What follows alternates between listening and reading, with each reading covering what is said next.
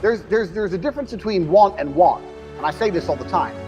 People say to me, I want to be rich. And I say, okay, well, I want to be able to ice skate, but I don't want to be able to ice skate enough to go learn how to ice skate because I can't be bothered. I mean, surely if I could click my fingers and be a figure skater, I'd click my fingers. Who wouldn't? But I don't want to actually go train because I don't want it enough. And this is the exact point with money. Everyone wants money put on their lap.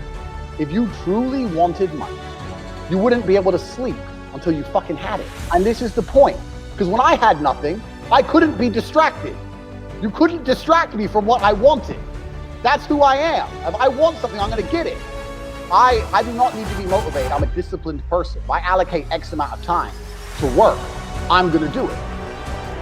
I don't care how I feel. Yeah. I don't care if I feel happy or sad. It doesn't really affect what I do each day. I do the exact same things. I act the exact same way. I don't care. Yeah. I don't put weight to the significance of the emotion.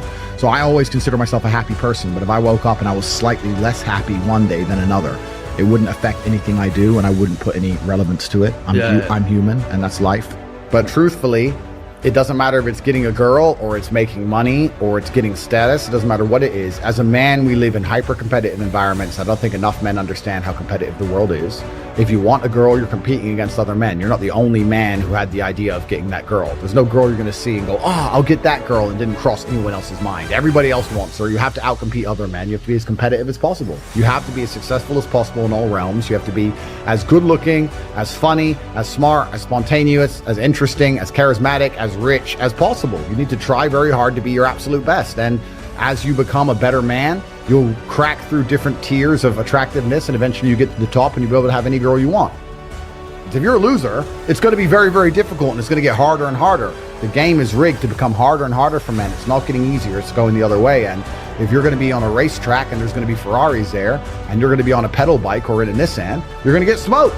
That's the game. You have to up yourself. You have to improve yourself. I'm not going to lie to anybody here and say you don't have to improve yourself. You can stay a loser and get chicks, because you can't. Life is hard. Life is difficult.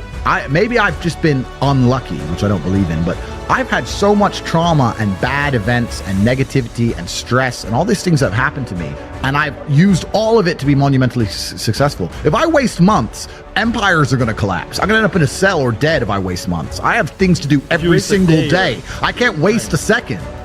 If you're going through life with any other mindset besides a hyper-competitive one, where you are capable of competing with some of the most dangerous men on the planet in all their forms, me and my network, and also my competitors. If you don't have that mindset, then you have to understand that you are spoiled. You're spoiled by your reality, because there's a whole bunch of people out here daily who fail. It is so easy to become a top-tier male in the world today because the competition is so ridiculously low. There are 2% killers like me, and everybody else amateur. Head to toe amateur. They can't even pay attention to anything. They can't try anything. They're amateurs. It's really mind-blowing to me, because I've tried with all of my computational power to imagine having a mindset different to mine.